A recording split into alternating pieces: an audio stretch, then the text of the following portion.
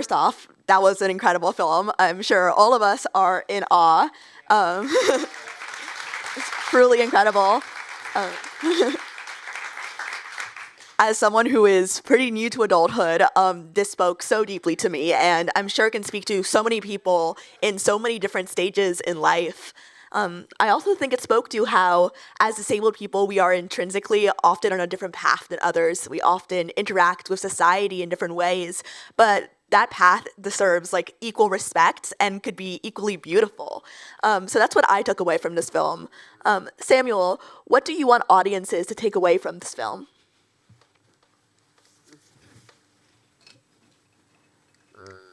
My goal for the film is that people won't talk down to disabled people. I want everyone to know that disabled people demand respect and rights. And I want other young adults with disabilities to have the same opportunities that I've had for healthcare, inclusive education, college, assistive technology, jobs, making friends, advocacy, and independent living. I hope parents who will watch this film will see that they should include their kids in everything, like my family has done. And I hope schools and colleges who watch this film will commit to include disabled students alongside their non-disabled peers. All of my schools have been inclusive, and that made a big impact on my education, and led to my life now as a filmmaker. Our film will let people learn from disability role models about how to live a full life with a disability as they transition to adulthood. This film will help people understand how to talk to me and other people with communication challenges. Young people with disabilities who have seen the film so far have told me that they have the same questions as I do about dating, sex, moving out of their own family's home, how to respond when people talk down to them, work, and college. That means a lot to me. Absolutely. I think that everything you're saying is so true, and it provides something so deep to the disabled community, but to wider communities to learn and how to respect and how to engage with the disabled community, which is so critical. We are so lucky to be in this beautiful space, but also this incredibly accessible space. I think this has been one of the most accessible events that I have ever been a part of. And unfortunately, creating truly accessible events within the film industry is still a major problem. So Dan, can you tell us more about this like incredibly innovative partnership between the DOC and ReelAbilities to make the screening as accessible as it is today? Thanks, Isabel. I do want to just once again commend DOC NYC and ReelAbilities for this effort. And it was kind of months of planning, because originally when we were so honored to be part of this festival to DOC NYC, they had two venues downtown, which is, New York is not the most accessible place in the world. One venue, I believe, had 4 wheelchair spots, and one had maybe 5.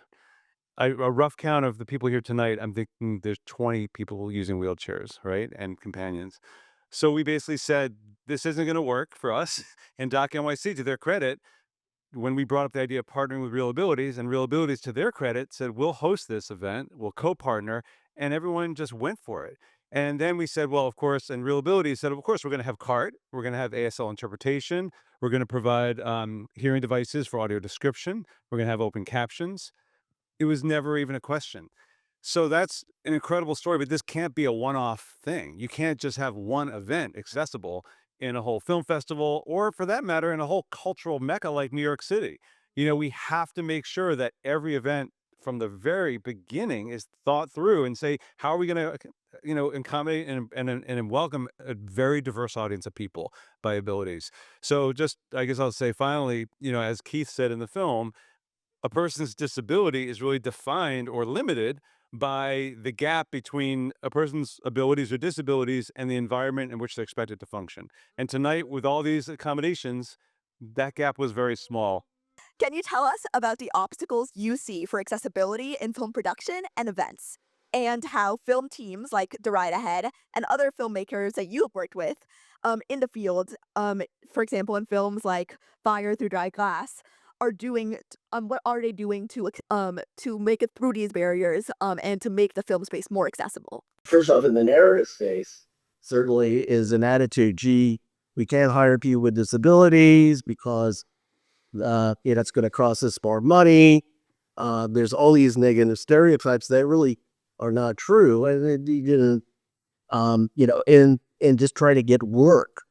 I've been really focused on trying to, advocate for entry level positions for folks that don't involve endurance or great dexterity. These things are very important. For me, I have found an organization called Forward Doc, which stands for Filmmakers with Disabilities Working in a Documentary. And we are over 1,000 members strong at this point, internationally. And we are grouped with disabled documentarians and our allies. And we are having a huge impact on film festival accessibility. And, what Dan and Sam were able to pull off with DOC NYC is the best case scenario. Working with an organization that wants to get it right. Film festivals are the major places in which you do a lot of networking. We really need these to be accessible to us and to give foundations to the filmmakers that show up. What do you want to see replacing the harmful tropes about disabled people? So there are three main tropes for all disabled people, just in case people don't remember them. It's heal me, so like fix it quick. And then you can't love me because I'm disabled. You can. And then the third one is kill me. And kill me is a real one. It's $1 million. Baby, it's me before you. It's the idea that people's lives are better when we're gone. They loved us. It was fun, but way better when we're buried.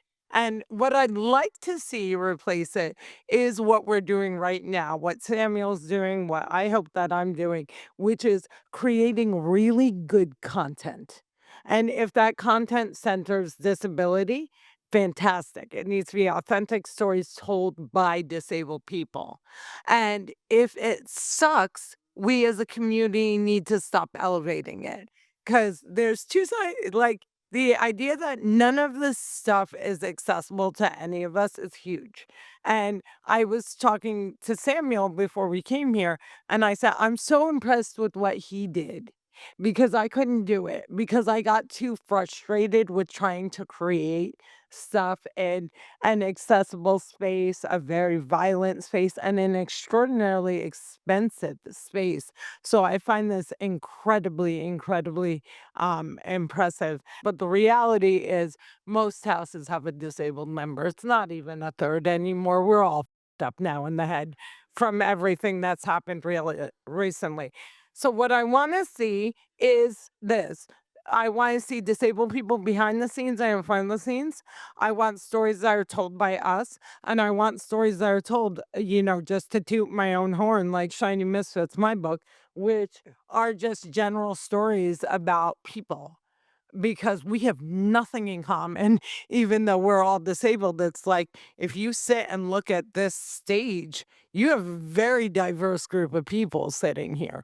And I want us to realize that our art is good. It's not just inspirational. It's not just charity. I just want to say that also we need to be able to create stuff that's completely unapologetic and stop thinking, is this for a disabled audience or another audience? It's for everybody. It's either really good or it really sucks. If it's niche for your audience, that's good too. And we should be unapologetic about creating stuff that makes non-disabled identifying people feel left out. Not everything is for you. Okay. Leave it to the white man to upstage me. So this film is very much centered around mentorship. So Keith, what role has mentorship played in your life? My first mentor was when I was 13. Ken, he was an artist. Mentorship plays a big part in disability because you don't see us. And when you do see us, it's, oh my God, Maysoon, you're so brave. Oh my God, Sam, oh my God, you're so cute. That. But if you have a mentor, then your mentor can say to you, bruh, this is how you're going to have to move. If you want to date, this is how you're going to have to date. If you want to move through society, that even if you are a person with a disability, depending on where you are with your social status. If you have a mentor who can give you the world in a way that you never see, it's critically important, particularly for young girls with disability, particularly for young men with disability, particularly for kids of color. Because once you have a disability and you add an ethnicity to it, you get the double whammy. If you add a disability to it and a religious backdrop, you get a triple whammy. So mentorship is critically important. One is personally reaffirming to your humanity. And it also says something because some of the people that will kneecap you in your life can be the closest people to you. And if they are close to you, they don't see your potential, but your mentor can show you a world way beyond that. So mentorship is critically important, and music just gives you a funky ass soundtrack to do it. Yes. I have to say that as a 15-year-old going to Camp Jeanette, meeting Judy Human, and all of the disabled counselors I met there, and disabled young adults that were older than me.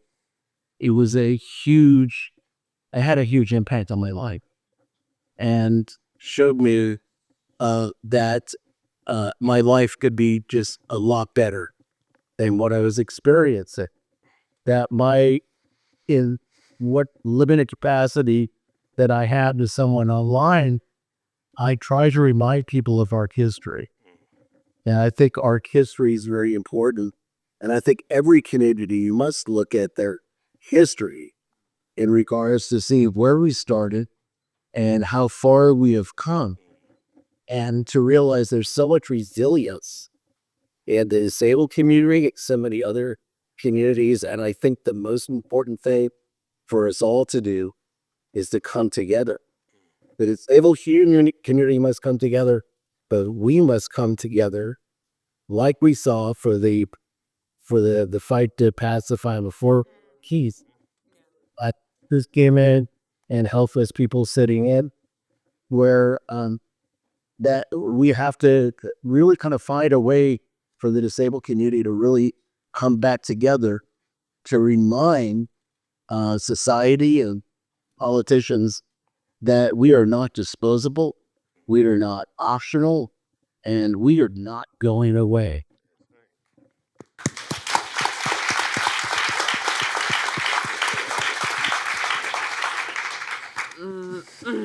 Yeah. Yeah.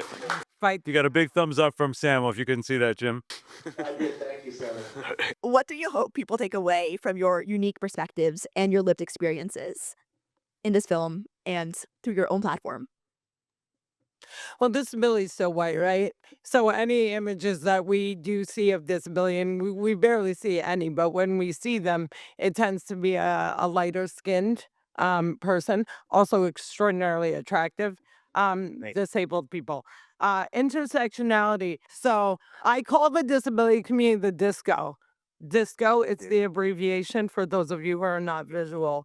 And I call us the disco because we're the party. And when I talk to people about disability, disability does not discriminate, right? So you can join us at any time, regardless of race and religion, nationality, age, gender, who you love, economics, class, any of it, right? But we're sitting here in a room right now talking with so much hope, with so much hope about what we can do against a very terrifying fascist global environment that we're living in.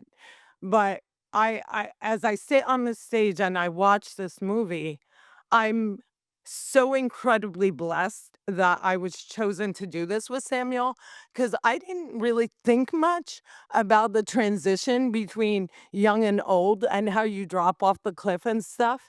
And now I am the mentor, the disco queen of the largest mass disabling event in our friggin' modern history. So the future is actually disabled. And the ability to work with people like Samuel gives me so much hope that there is a future for these children, because between life and death, there's disability, and I promise you, death is not better than disability. That's right. And all I'll say is this. This here is a heart full of love. This is a room full of love. These are people who want everyone in this room to live, survive, and thrive. And I really want you to believe, that this can actually be our reality.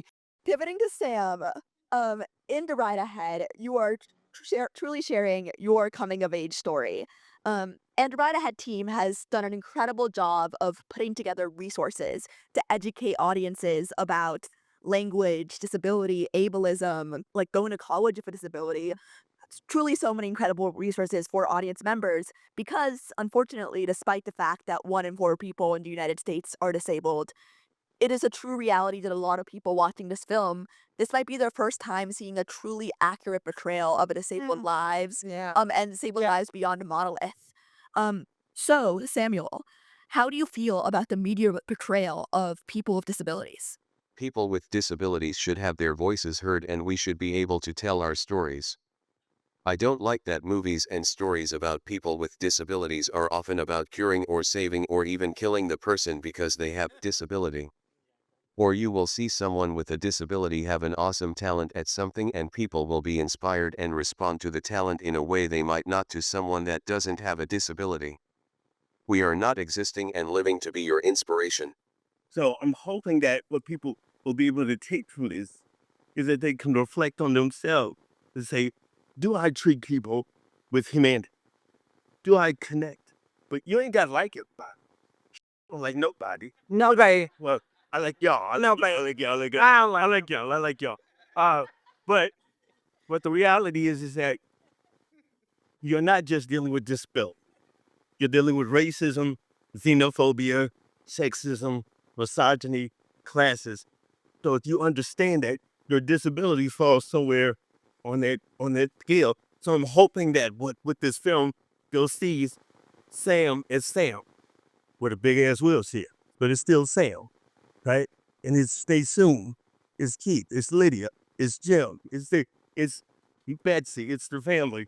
To see that we are all people, because I always find it interesting that the most brilliant people are dumb as hell when it comes to dealing with disability.